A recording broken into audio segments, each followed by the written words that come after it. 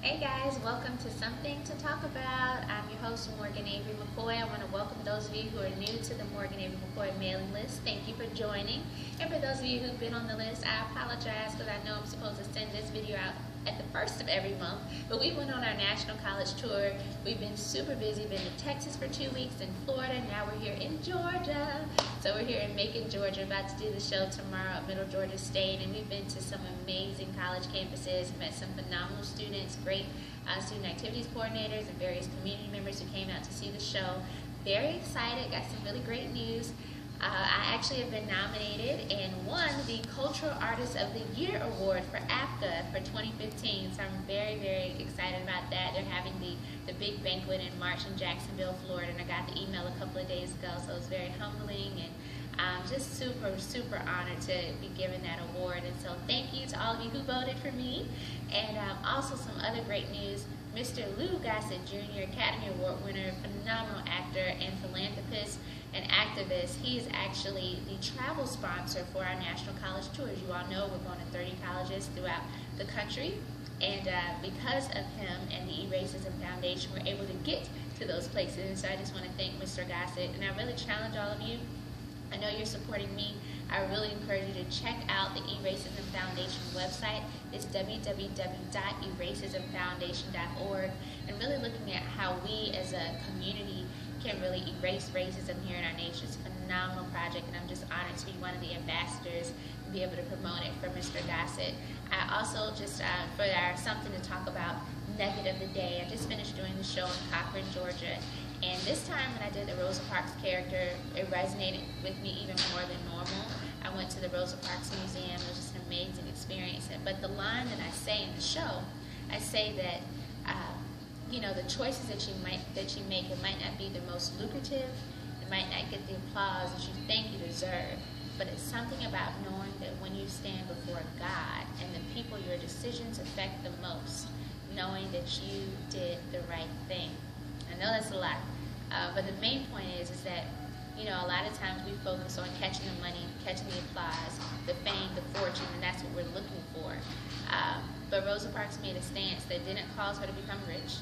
It didn't cause everyone to love her. A lot of people, threatened her and her husband's lives, but she made a decision that positively impacted her friends, her neighbors, and eventually you and I. She did something that affected the whole world. And it was a challenge, it was a sacrifice for her. And so as we go about our lives, I encourage you to think about what's not only just best for you, but also what's best for the guy next door, the girl next door, and more importantly, what does God want you to do? He has purposed you to do something. There's a plan, a purpose, a destiny for your life. And I really, really encourage you to seek Him for what that purpose is. Because if you go through life not fulfilling your purpose, I promise you there will be a void, there will be an unfulfillment that only He can fill, and He can direct you and lead you to where you need to be. I'm really grateful because right now I know that this show is something that I'm purposed to do in this season of my life. Being on this tour is what I'm purposed to do. I love encouraging and educating, entertaining these students, and just being able to travel and doing something that I'm passionate about. And for me, of course, it was a step of faith, a leap of faith, if you will. But I didn't want to be 80 years old looking back and say, man, I wish I would have, could have, should have done that acting thing. And whatever your dream is, aspiration, doesn't have to be an actor, it could be whatever it is.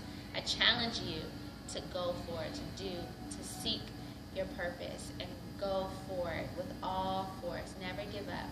And to be honest with you, when I look at Rosa Parks and the sacrifice that she made, it reminds me of how, as I said before, it wasn't a lucrative decision. She didn't become a multimillionaire because she said no.